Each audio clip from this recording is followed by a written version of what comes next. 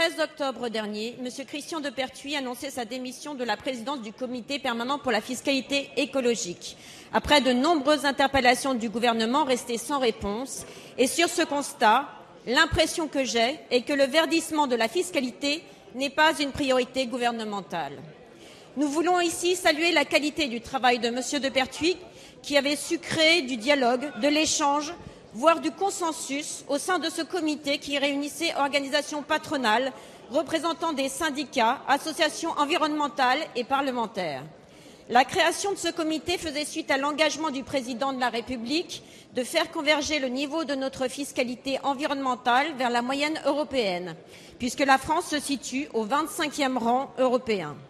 Rappelons qu'il ne s'agit pas d'ajouter une nouvelle fiscalité, qu'il s'agit encore moins d'une fiscalité punitive, mais bien d'une fiscalité incitative, qui décourage les comportements portant atteinte à l'environnement et qui soutient le développement des produits, biens et services écologiques. C'est ainsi qu'un cercle vertueux d'investissement dans la transition écologique peut s'enclencher. C'est pourquoi le dernier rapport de la Commission européenne souligne les vertus d'un basculement d'une fiscalité du travail vers une fiscalité écologique qui permettrait un surcroît de croissance de 1,7 à l'horizon 2025 pour la France.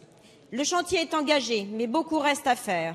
Or, depuis plusieurs mois, force est de constater que les ministères de l'écologie et du budget n'appuyaient plus le travail de ce comité.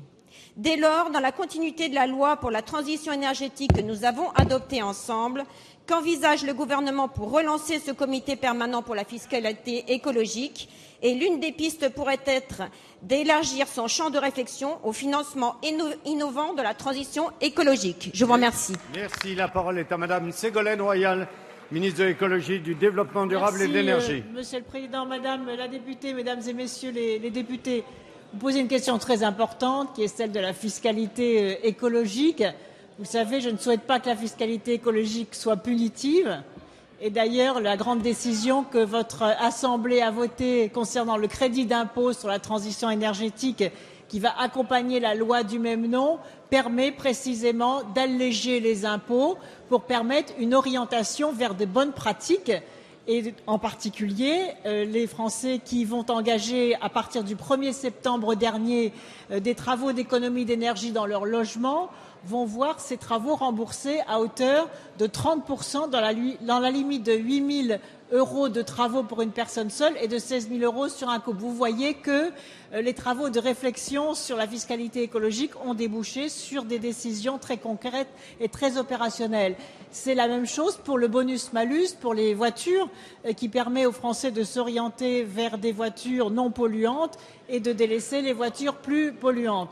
J'ai l'intention, dans le cadre de la préparation du sommet sur la planète de décembre prochain, de renforcer la réflexion sur les données économiques au sens large, avec d'ailleurs Christian Depertuis, que j'ai chargé d'animer un groupe de travail rassemblant des économistes, car nous devons passer à une réflexion plus globale, en particulier le prix du carbone, la question du prix de destruction de la nature, la question de l'évaluation des services que la nature rend à l'économie, la question du coût de destruction de la nature, qui paye quoi et qui profite de quoi.